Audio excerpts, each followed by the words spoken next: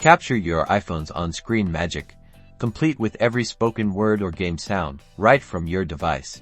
Ready to become a screen recording pro? We'll show you how to capture everything happening on your iPhone's display, including audio, using the tools you already have. First, let's dive into the built-in solution. Swipe down from the top right corner of your screen to access the control center. If you don't see the screen recording button, you'll need to add it. Go to Settings, then Control Center, and tap the plus icon next to Screen Recording. Once it's in your control center, a long press on the screen recording button will bring up a crucial option, microphone. Tap on it to toggle the microphone on. This is key to capturing your voice or any surrounding sounds during your recording.